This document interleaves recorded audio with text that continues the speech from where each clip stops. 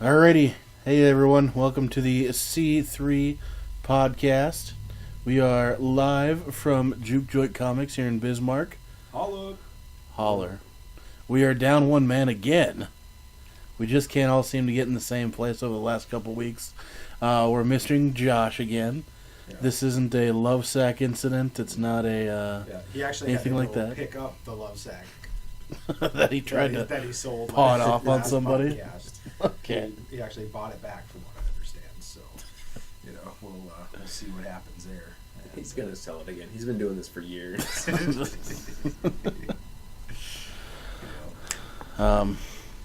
But hey, let's not talk about Josh because nobody wants to talk about Josh. Let's jump right into movie news.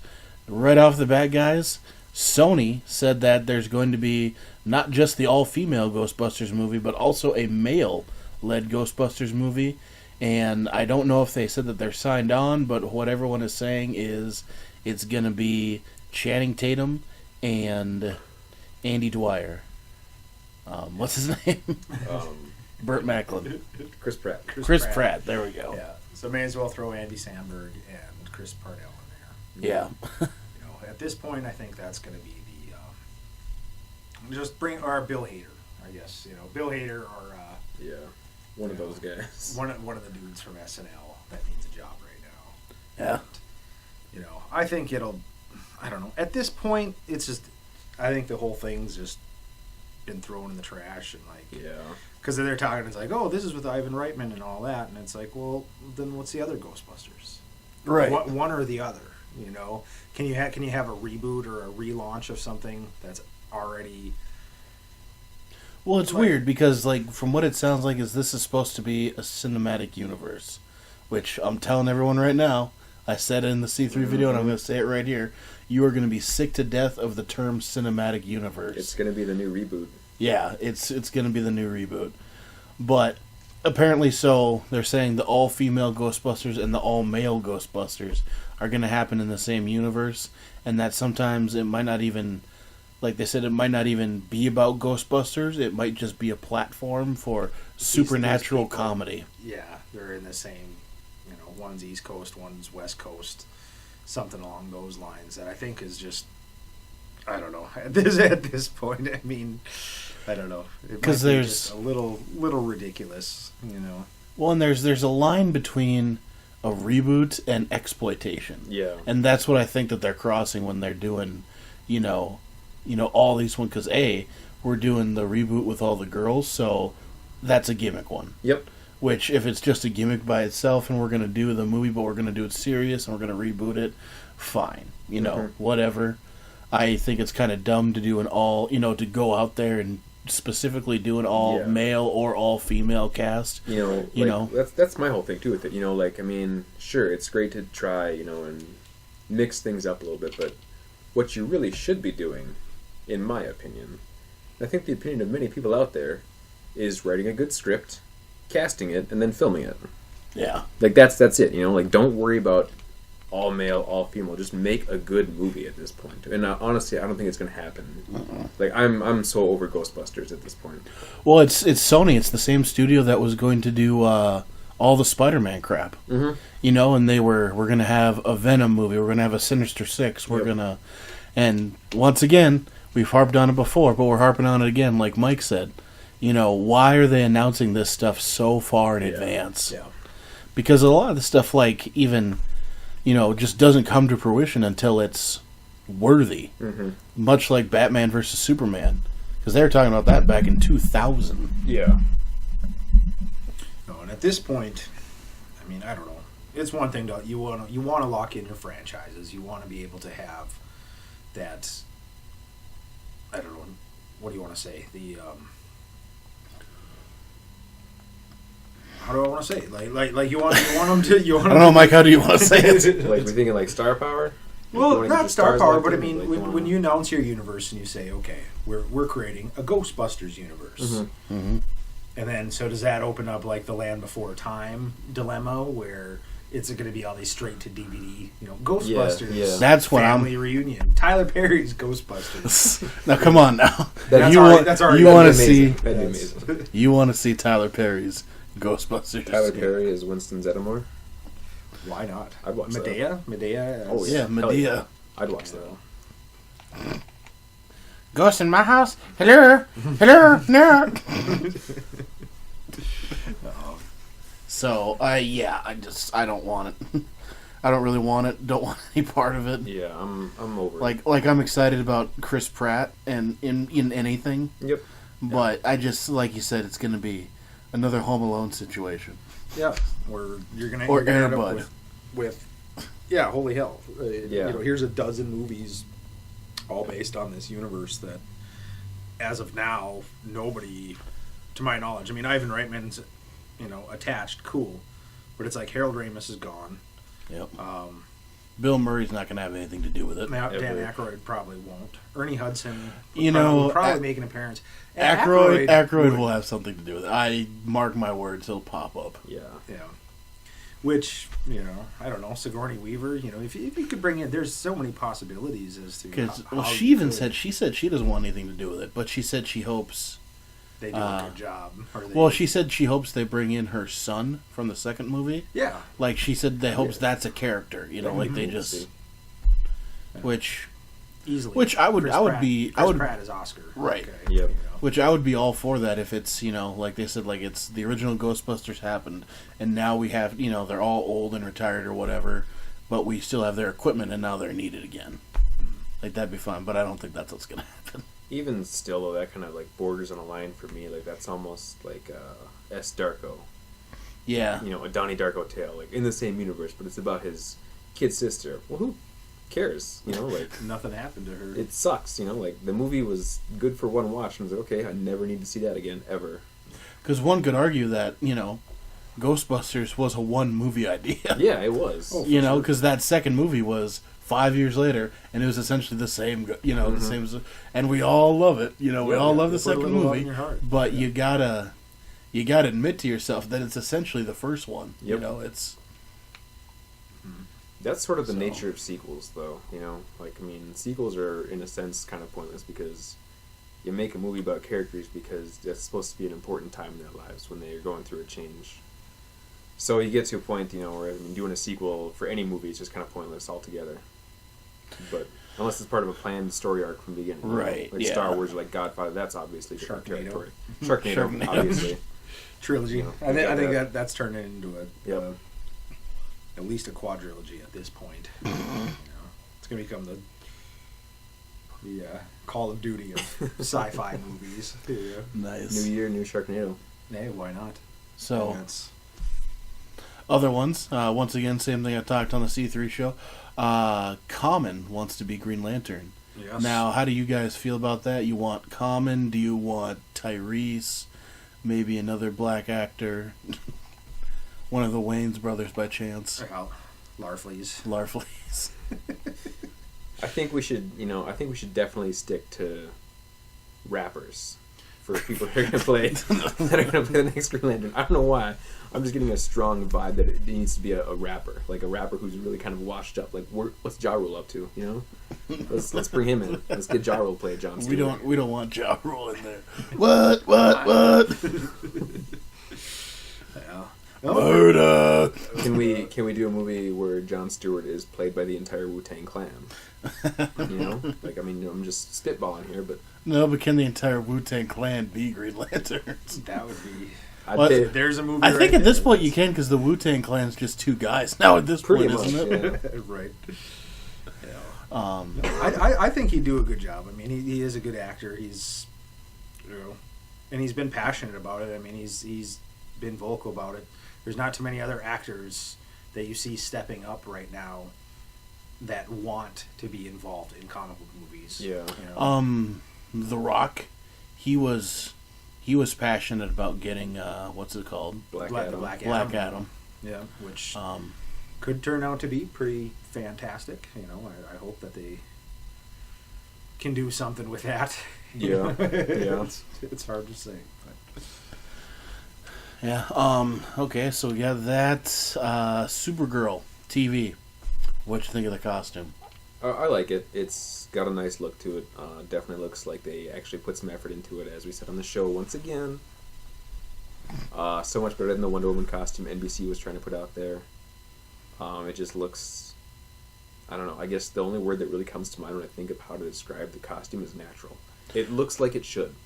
Yeah, and it obviously inspired by Man of Steel. Yep. Which is great. Yep. I'm all about that, so... Yep. They, so far, because who's the gal? Melissa Benoist? Benoit? But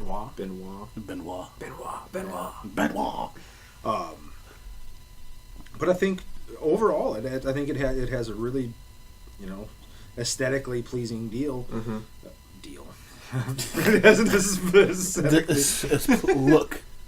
Yeah. I think overall it is a great look for the character. And to throw in, I mean, it's designed. Who's that? Colleen Atwood. She's an Oscar winner. She also did The Arrow and The Flash. Right on. She did their costumes. I was gonna say too, And like she has that nice muted color tone. That's what I like about the costumes. It's muted, but it's not too muted. Like it's still very much what it's supposed to be without being too gritty and realistic. You know. Yeah. And like they brought up so many times in the past, I mean, she's a flying girl. It would make sense to have some pants on, or at least some leggings, or some, the skirt for all these years, to all the boys waiting to get rescued by Supergirl, And once again, it's one of those things, does it translate from comics? Yeah. Because obviously whenever you're drawing a comic, you can hide whatever you want. Yep. And things like that, but like you said, I mean, once you're flying. Once we're flying in real life. Well, not real life, but on screen. It's real to me, damn it. That's right. It's real to me, damn it. But I think overall, it's going to come down to application. Mm-hmm. It's like, is this going to be one of those deals that, episode 1, we're going to see this outfit, or is this going to be something that they'll build up and, kind of like with Smallville. It took us 10 years of Smallville to finally actually see him in the costume, Although this one, I believe as of now, right, it is just going to be called Supergirl. Yeah, I don't think it's going to be an origin type thing. And they said that it might have some possibility to cross over with Flash and Green Arrow. Mm-hmm. Which would be really interesting to see if CW could pull that together. Although, what was I just reading the other day? Supposedly, some talks about Tom Welling showing up as Clark Kent in the CW to revitalize his role and to potentially they were kind of hinting possibilities of him showing up somewhere in season 2 of The Flash, which would be freaking amazing. I would love to see that. Because at this point, I mean, Smallville, and as all fans, I mean, we've griped about it before. Smallville set things up perfectly, where it's like they had all those Justice League episodes. They had the Arrow. They had Flash. They had. I was just going to say though that if Tom Welling shows back up, you'd almost it has to kind of lose the Smallville continuity though, because he's he's hung out with Green Arrow and all those guys before. So, but thankfully that's something you can easily. It's like, oh, we used to work together, or it's like, oh, this is somebody I met a few years ago, or this is, Yeah. It's like you could have an episode, even that, have it be some, LexCorp meeting. Right.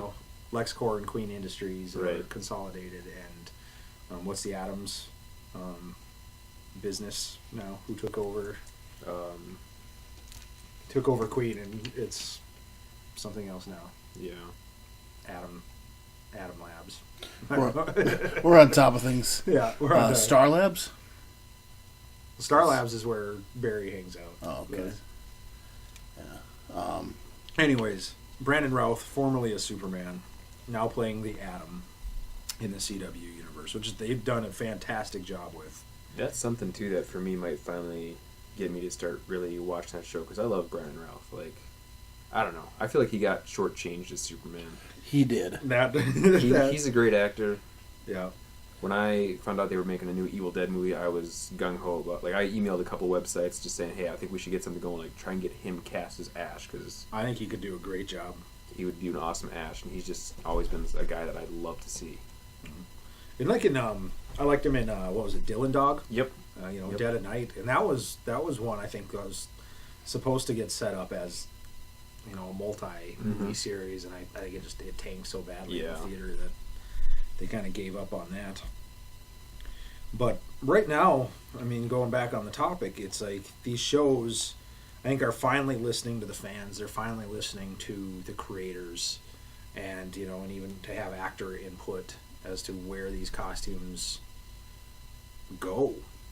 Where this gal playing Supergirl, it's like, here, I want pants. Or like you look at now with like Green Arrow, or like what they've done with like Black Canary on Arrow, for instance. Mm-hmm. They have to change it up a little bit. Luckily, I mean, she had a costume that was really easy to translate on the television. And I think now, they're still trying to figure out how to properly display it. She's a little too shiny sometimes. But It's a hell of a push-up, bro. yeah, yeah, exactly. And it's like, how do you, how do you appeal to both worlds? And right now, I mean, Colleen Atwood, I mean, she's doing a killer job. I really She's supposed to have a series of her own going, because there's supposed to be another series that they're developing, like Sinister or something like that. Another DC series that's going to have like a team, and apparently Black Canary's going to be on that. Oh, right. They're going to start building up a Justice League, I read, too. Yeah. Out of the Flash and Arrow universe. Which, keep it going. I mean, Yeah. why not? Use that to translate into the movies. And I think the one place right now, and again, cinematic universe, but how Marvel has done, I guess, I myself, and I kind of hypocritical here, but I have not watched an episode of S.H.I.E.L.D., but everything I've read is that they bring in a lot of cross-pollination from the Avengers and Iron Man worlds and things like that. And I think this is where DC could maybe step up and... Well, it's crazy because they have the hottest shows. Yeah. They've got the best TV, far none. You know what I mean? You can say, oh, I like Agents of S.H.I.E.L.D., which is fine. I'm in the same boat as you. I haven't watched a single episode. And I'm sure it's a fine show. But you've got, if Supergirl goes well, they'll have 3 solid shows. Like, their TV factor has been, because of... Gotham, too. Gotham, too, yeah. yeah. Well, Gotham, you can't Fox, really... they're on their own. Yeah, They're in you their can't- own universe. Right. Yeah. You can't really do much with Gotham, in the movies. Which is another thing that I'm kind of upset about, that, we're not going to have the Arrow in Justice League, and we're not going to have the Flash, and, in that, or those actors playing that. Right. I think that's kind of crap, but... But, I mean, if they can at least set up that universe, or even if they set up, those story arcs that can carry over, fans are definitely, or I should say, comic book readers, you are used to seeing different variations of people. Where it's like, Batman's been drawn 1,000 times, and Superman and whoever. Right. And I think if you kind of take that approach to it, where it's like, oh, okay, here, look at the Arrow and Flash as being done by one artist, and then here's the Arrow and Flash in the movie world as done by another artist. But you could keep those storylines. You could cross over. You end season. Let's say you end Flash season 2 and Arrow season 4 on some big crazy. Here's the incursion of Brainiac or something. And then that could lead into your Justice League or into your next Superman movie or something along those lines. I don't accept that. But anyways. So, real quick, though, to kind of jump on that, how do we, any thoughts on Mark Hamill returning as the Trickster? That's that's still supposed to happen this season. March 31st is the episode. Okay, So, yeah. I think that's awesome. Once again, not having seen a single episode of either Arrow or Flash, I'm really excited for that. I just think it's cool that he's coming back to do that. Yeah, after 20-year hiatus. Yeah, the trailer for the episode said that he's been locked in jail for 20 years, so he's the exact same character, essentially. Yeah. That's going to be cool. That is cool. Well, let's shift gears here. Who wants to see the new Fast and Furious movie? No, I'm just joking. I had a segue. Well, I do. I had downloaded it, but then my hard drive crashed. Lol. But Too soon. Yeah. Let's talk about comics. crap. Let's Yeah, talk 20 about minutes on movies on Yeah. the C3 comic show Let's here. do it. yeah, let's talk about Yes. comics. What's everybody reading? Still Ninja Turtles. Although this week I did start Descender, which I'm really, really excited for. And Lola, number 6, finally showed up. Saya Aum, and I butcher her name badly, but that is a book I got really excited about last year, and it kind of disappeared there for a bit. And it's a good wasteland story. I'm a big fan of all the, Sally of the Wasteland and Lola and Borderlands, that kind of stuff. Yeah. Fallout type universe things. Definitely digging it. And Star Wars, I am happy with Star Wars at the moment. So Yeah, how's that? Have you read all the the Darth Vader and the Leia and I have not all read. those? I have not done Leia yet. Did Vader, and then Star Wars was at 3. Finally came out today, so just unboxed it a few hours ago. Haven't had a chance to read through that, but so far as issue 1 and 2, I'm definitely digging it. Still trying to wrap my head around the whole forget everything. everything you knew? Yeah, where that's about impossible, I think, for any reader to do. But I like the new approach. I like the new, I think it's going to set up some good stuff. And right now, I mean, they're already, I don't know, I'll say it right now, it's all going to lead to a big, giant movie tie-in, Mm-hmm. I have a feeling before this series, give it 8 more issues this year, and I'm guaranteeing number 8 or number 9 is going to have some sort of introduction of characters or For something. It's The going to have some The movie. Force Awakens or whatever it Yeah, is. it will have some sort of movie. Binks is back. Yeah. Awesome. Anything else? Man, a lot of recommendations. Lady Killer is one I have been really fascinated by. Number 3 of that, I think, came out last week. And good Dark Horse series. I'm waiting for the trades. I think I reread number 1 thinking it was number 2. But I think I may have missed number 2. Or I read number 2 thinking it was number 3 and then didn't look at the cover type That's of okay. scenario. I once watched an entire episode of Alias thinking it was the recap, so I was like, wow, this is really in-depth. And then I got to the end and I was like, wait a minute. That was just the same episode I just watched. Yeah, I've been reading Punk's the comic. That's been amazing. I don't know. That one's kind of hard to explain, I guess. It's not really a comic, but it is. I don't know. Ransom Note style, kind of off the wall humor, just The artwork is it's a really fascinating. If you guys haven't checked it out, go find an issue. It's almost like a scrapbook style presentation. Yep. Which pictures of suits with just heads superimposed on them, and then it's pretty crazy. I don't know. That's what caught me the most. I think just like the visual style of that one, and just kind of the off the wall sense of humor, like nothing. There's not really one continuing storyline from what I can see so far in the 3 issues that I've read. Nice. I'm reading, obviously, Batman because it's Batman. Snyder, once again, absolutely crushing it with his Endgame. A really sadistic Joker, which everyone loves. So if you loved the movies and if you're one of those Joker fanatics, if you're not reading, that's a big problem. Batman and Robin is pretty good. It's kind of interesting. Now this is Damian Wayne has superpowers. Superpowers, yeah. Number He's 39. been resurrected. I haven't been keeping up on that. Like, what are his powers? Like super strength? Like He's like Superman. Okay. He's really close to Superman. Kind of figured that's what it was. Yeah, apparently. And do we know why yet? Other than Raish resurrected him, but did he? Raish did not resurrect him. Oh, he did not. Okay. No. Okay. Well, first of all, he was killed by his own clone, which I can't even remember what the name of it was. Okay.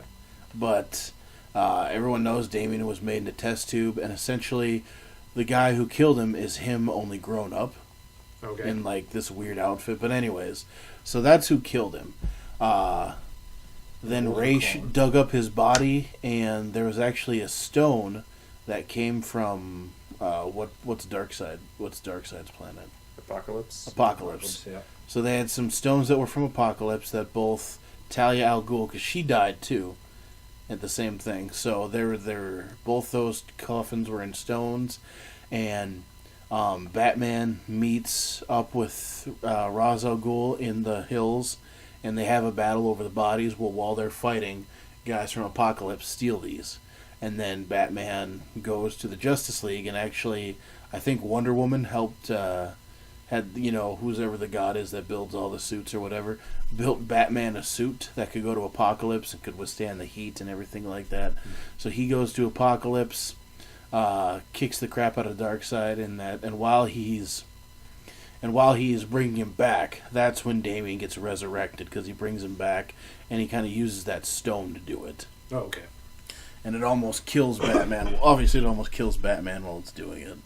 So that is how he is resurrected, and now he was kind of a little butt before. You can't tell me what to do. Well, now he's even more that, because he's got superpowers, and he even is Batman's the whole time like, quit getting shot, because we don't know if your powers are if they're temporary, or we don't know what they are. And he's like, shut up. Yeah. I can take bullets. There ain't nothing to it. And that's going to be his demise. What do you think? Probably, yeah. I do don't. something Who knows dumb.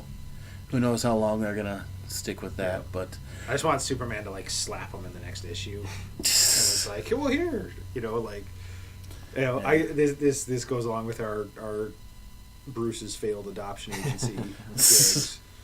But like that, like how about an issue of that, like 32 pages of like it's gonna be Superman slapping Damian, and it's like, how'd that feel? And then next page, just how that fit. And then, like, eventually it's just going to be, either his head will be mush, or,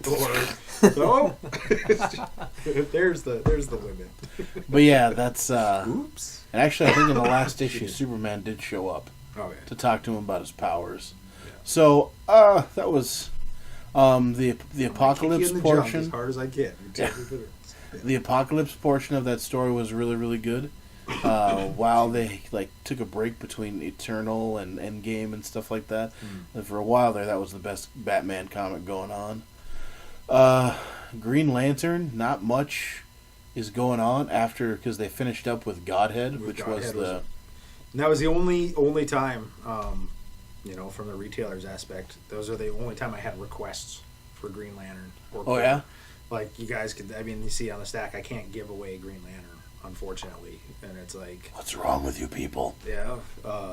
But God had enough people that, it's like, they wanted Red Lanterns and Green Lantern Corps, and they wanted, and so that was good. But then that was as soon as that run was done, then it's like, oh, yep, you can scratch those off. Yeah, the only one with any steam right now is actually Sinestro, because Sinestro is kind of happening in his own little world. Mm-hmm. So his comic has a lot of steam. He's got a storyline going on. Red Lantern is just kind of, because they're going to end the book, so it just feels like they're, just kind of like the one-off the stories. engine just stalled. Yeah. They're coasting down to the runway. Yeah, Corpse is kind of doing the same thing. Green Lantern just Hal, spoilers if you don't know, Hal grabbed the most powerful weapon in Oa's armory and beat the crap out of Kilowog, and now he's essentially going to take the blame for everything, because ever since the beginning of the New 52, the whole thing throughout the Green Lanterns is that a lot of stuff's been going down in the universe, and they've been getting a lot of flack for it. And Not uphold. and essentially what Hal Jordan was doing was saying, because he was the leader, they made him the leader, he's going to take the bullet, and they're going to say that he was the bad guy, so he can rebuild the reputation of the Green Lanterns. Which doesn't make sense, because in Justice League, he just showed up as the Green Lantern to rejoin the Justice League, I guess. So, I don't know. Okay. But One but once thing- again, convergence. We're going to reset everything, It's all going to matter. so it doesn't matter. I did like what little Green Lantern I have read off and on through from this relaunch was, when was it? Like in the teens, somewhere there. I could be way off on my issue numbers or whatever, but I liked the concept of finding out that the lanterns are finite in the whole deal, on how you have to choose when you use your power. This isn't a make a surfboard when you're, it's like let's play catch with that was yeah that was a little bit that was the Lights Out saga. And that was when they introduced Relic. Did you read anything on Relic? I think a tiny bit, yeah. Badass character. Probably the best addition to the universe they've had for the New 52, which Relic is essentially a scientist from another universe who discovered the fact that whenever they use their lantern, their power ring, depleting it. It's a depleting source that once you use it, that's the end of the universe. Right. And he was saying that that they were depleting it too fast, and that was his whole thing was that he was killing all the lanterns, but he was doing it to save our universe essentially. Yeah. And then they had Kyle Rayner, who smacked into the whatever wall it is. Yeah, the Infinity Wall. Yeah. Things going off here. Yeah. Smacked into the Infinity Wall, came out, and now his book is also winding down. Not much in his, because he's fighting his evil side. Okay. Because apparently that's part of it. When you become a White Lantern, there's also an evil side, because no human can, or no being is. It's essentially the life equation, which they revealed in Godhead, and no human can deal with the life equation. So they said that he's on borrowed time. He's gonna die. Okay. So Batman could. So I think we're gonna be chopped down to. It's either 2 or 3 Lantern books at the end of Convergence. Yeah. So we're that'd be my guess. Just do a Green Lantern and maybe keep going Sinestro if it's still popular, and maybe another one. Which personally, I think they should just. I mean, like we brought up before, if anything comes from this whole Convergence deal, it's trim them up. There's no reason, for instance, well, like with Lanterns, you spread all this out between 5 books, and I know we harp on Marvel all the time about doing that, but you know what? Make it a 48-page deal then. Do a Green Lantern, like how they did that split issue a while back, Green Lantern, Red Lantern. Red Lantern. You know what? Make that, try that for a year. Yeah. Do, whatever, 22 pages of each story, or, however you want to do it. And it's like, but then just give us a fatter book, and then people will probably pay, that $4.99 because they're getting 2 stories out of the deal. Yep. And you can still employ the same amount of writers, and it's like, here, you have 1 book on the shelf. And then myself and other retailers where it's like, oh, okay, I'm going to outsell, let's say 10-1 Green Lantern to a Green Lantern Corps. Well, here, have Green Lantern Corps can become those last 8 pages. Yep. Here's a 32-page Green Lanterns. Guess what? It can be, 20. Here's your 24-page Green Lantern story, and your last 8 pages is a tale of the Green Lantern Corps, and just do a quick little. Which is what they've been doing with the Batman books. I don't know if you've been reading Batman, but on the essential title, they've got like either Endgame or Death of the Family or whatever. They've got that story going on, and then the last 4 or 5 pages are this other story.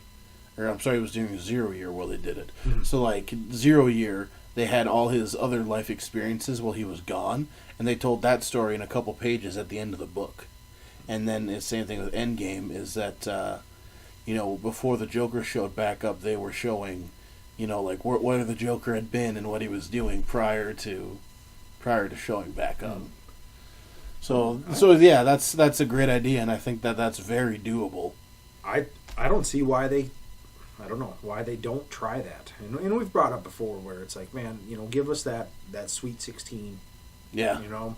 Even if it is, if it ends up being, I don't want to see $5 books, but you know what? If it meant 16 books, of which, okay, your average reader is going to say 4 to, let's say 8 of them. $40 budget is about a norm for a lot of comic readers, I think.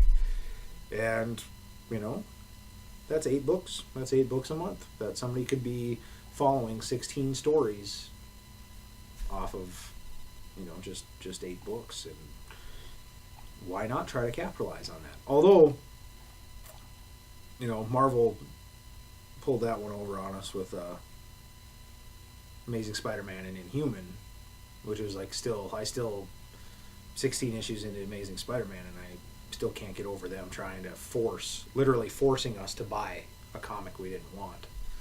Oh yeah. And which I think was one of the biggest dick maneuvers in the history of comics, and we don't want that to happen. So if either of you guys from Marvel or DC are listening, don't do that.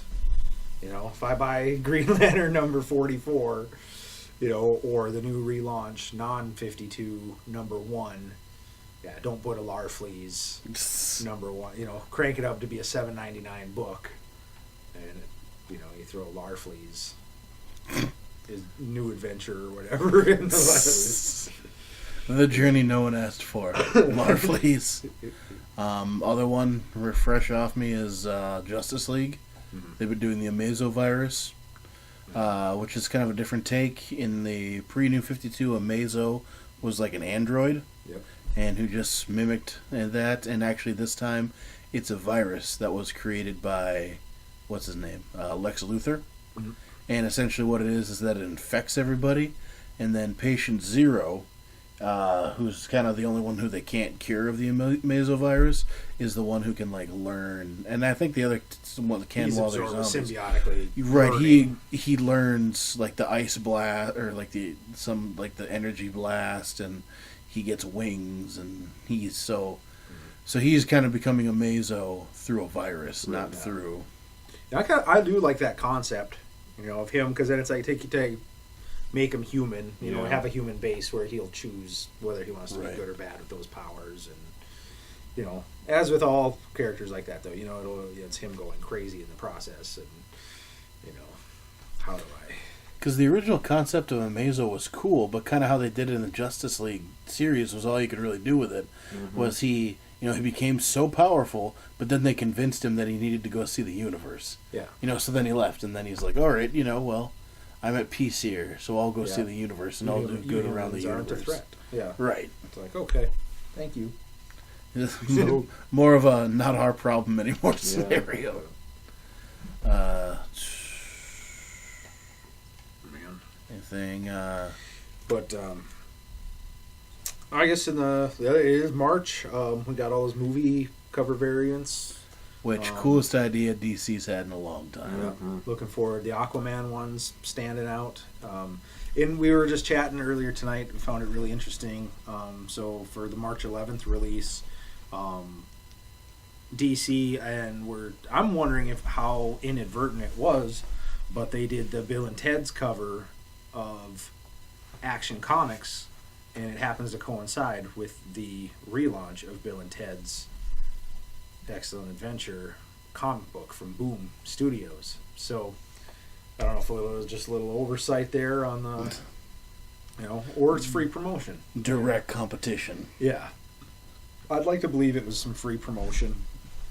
But man, the Purple Rain Batgirl one is gonna.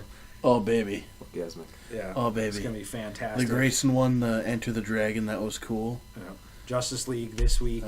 Magic Mike. Which one's Magic Mike? Magic Mike, I think, is going to be either on Superman or Justice League United. No, it might be on Superman, because Justice League is Mars Attacks. Oh, okay. With the Martian Manhunter. So, no, other good stuff. Yeah, what else do we got? Have you been following much with the Secret Wars stuff? Or you? As of now, no. I personally am not looking forward to those events. Just not more so from a retailer aspect than as a reader aspect. And talking to a few other store owners and things like that, we can't afford 2 months of half sales. It's just it's no business can. You can't just. With DC doing Convergence, and I'll be honest, I am legitimately worried about those 60 days that I have to make it through, because Convergence, let's say, or Secret Wars, if I carry 25, let's say I get 25 to 30 copies of that, and that's the only book that I'm selling for 60 days, compared to selling 40 copies of Amazing Spider-Man, or we might move, let's say on a good month, 40 to 50 copies of Batman, and then I'm replacing that with Convergence, and that's all. I mean, I have a lot of people that are already just like, oh, okay, we'll just take those. I'll just skip it.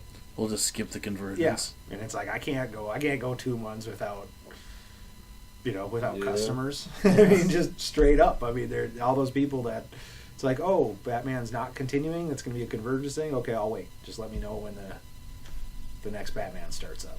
Let me know when Spider-Man comes back. So would a better approach have been like maybe do it like they're doing like World's End or stuff like that, where it's maybe a weekly series and they can just grab, or like they're doing with Multiverse. Yeah, where it's Multiverse, just, tie through, or right now, what we're looking at, between Future's End, World's End, Batman Eternal, between those 3 weeklies. Everything is ending. Yeah, and then everything all has to wrap up, and then I don't know. When you take those numbers, or like for instance that Earth's End or Earth 2, World's End, like nobody. No, I haven't sold. I've been lucky to sell 3 copies. I think I sold 5 copies total of number 1, and since then maybe 2 of each issue. And there weren't enough Earth 2 followers to care about another weekly. And especially with Multiversity as its own title, and then with Convergence going on, then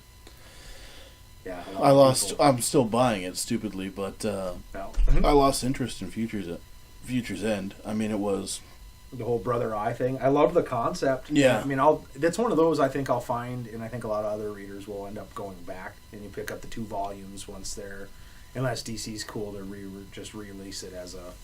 And I hope they release Eternal as 1 volume, just one big fat compendium.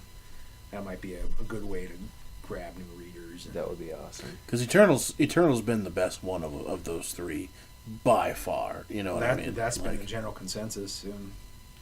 Yeah. But yeah, I think that about wraps up this evening's podcast. So overall, you guys enjoy the movies. Let us know what you guys think on actors and actresses and whatnot. What do you guys think about the movie crossovers and TV potentiality, the cinematic universe, if you will? If you will. If you will. Leave your comments and whatnot below. Thanks for listening. For C3, this is Mike. Has been Mike. And Kyle. And Ternes. Maybe. Maybe. Maybe not. I don't know. Maybe not. We'll see you guys next week. Peace. Take care.